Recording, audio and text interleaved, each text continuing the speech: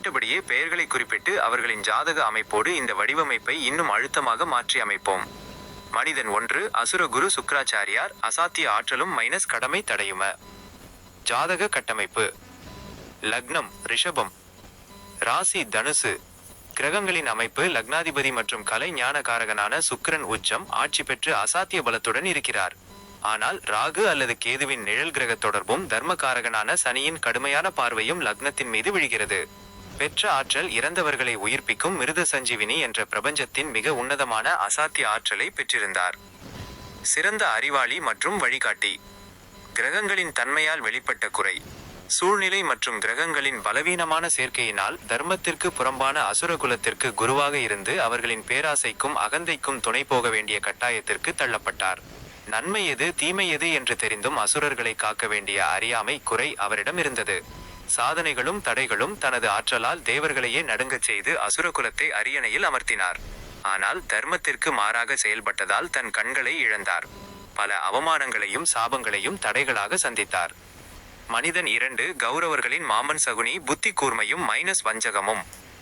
ஜாதக கட்டமைப்பு. லக்னம் மிதுனம், ராசி கன்னி. கிரகங்களின் அமைப்பு. புதன் பகவான் லக்னத்திலேயே உச்சம் பெற்று பத்ர மகா புருஷ யோகம் தந்துள்ளார். இதனால் அசாத்திய புத்தி கூர்மை இருந்தது. ஆனால் லக்னத்திற்கு 4 மற்றும் 7 குடைய குரு பகவான் 6 இல் விருச்சிகத்தில் மறைந்து சனியின் நேரடி பார்வையை பெற்று முழுமையாக பலவீனமடைந்துள்ளார். பெற்ற ஆற்றல். புதனின் பலத்தால் பகடை உருட்டுவதிலும் சூழ்ச்சி திட்டங்களை வகுப்பதிலும் மனிதர்களின் உளவியலை துல்லியமாக கணிப்பதிலும் இணையற்ற புத்திசாலித்தனமும் அசாத்திய திறமையும் பெற்றிருந்தார்.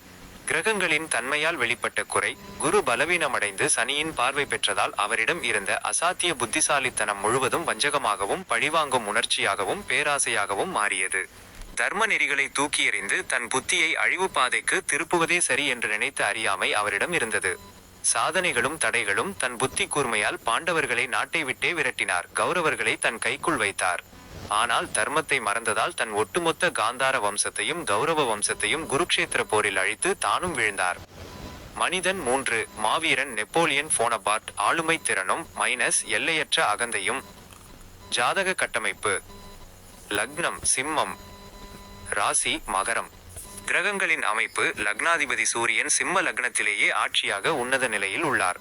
ஆனால் தர்ம மற்றும் ஜீவன காரகனான சனி பகவான் லக்னத்திற்கு 8ஆம் வீட்டில் மீனத்தில் பலவீனமாக அமர்ந்து லக்னத்திற்கு 10ஆம் வீட்டை பார்க்கிறார். பெற்ற ஆற்றல். சூரியனின் பேராற்றலால் உலக வரலாற்றிலேயே மிகச்சிறந்த போர் வீரன், அசாத்திய ஆளுமை திறன் மற்றும் ஒட்டுமொத்த ஐரோப்பாவையே தன் விரலசைவில் ஆட்டிப்படைக்கும் அதிகார பதவியை பெற்றிருந்தார். கிரகங்களின் தன்மையால் வெளிப்பட்ட குறை. சனி 8இல் பலவீனமடைந்ததால் அவரிடம் எல்லையற்ற அகந்தை ஈகோ தலை தூக்கியது. எளிய மக்களின் உயிர்களை பற்றியோ தன் படை வீரர்களின் சோர்வை பற்றியோ கவலைப்படாத இரக்கமற்ற தன்மையை அந்த கிரக அமைப்பு தந்தது. என்னால் முடியாதது எதுவுமில்லை என்ற அறியாமை அவரை சூழ்ந்தது. சாதனைகளும் தடைகளும். பிரான்ஸ் நாட்டின் சக்கரவர்த்தியாக உயர்ந்து பல போர்களில் வென்று அசாத்திய சாதனை படைத்தார். ஆனால் அதே அகந்தையால் ரஷ்யாவின் மீது தேவையின்றி போர் தொடுத்து லட்சக்கணக்கான வீரர்களை இழந்தார். இறுதியில் வாட்டர்லூ போரில் மிக கொடூரமான வீழ்ச்சியை சந்தித்து செயின்ட் ஹெலினா தீவில் கைதியாக தனிமையில் வாடியிருந்தார். நிறைவு பகுதி. மனித குலத்திற்கான உன்னத செய்தி. குறைகள் உள்ளவனே மனிதன், அதை நீக்குவதே மனிதனின் கடமை. நண்பா, நாம் மேலே பார்த்த சகுனி, நெப்போலியன், சுக்ராச்சாரியார் என அனைவரும் சாதாரண மனிதர்கள் அல்ல.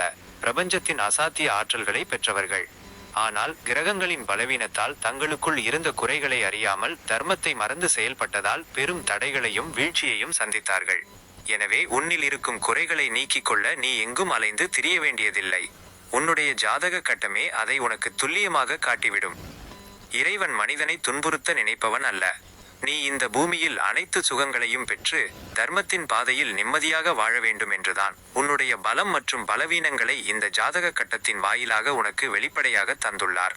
அதை உணர்ந்து உன்னை திருத்திக் கொள்வதே நீ இறைவனுக்கு செய்யும் நன்றி. இப்போது பெயர்களுடன் கூடிய இந்த வடிவமைப்பு மிக மிக தெளிவாகவும் படிக்கும் வாசகர்களுக்கு உடனடியாக புரியும்படியும் அமைந்துள்ளது நண்பா. உங்கள் திருத்தம் இந்த ஒட்டுமொத்த கருத்தையுமே அடுத்த நிலைக்கு கொண்டு சென்றுவிட்டது.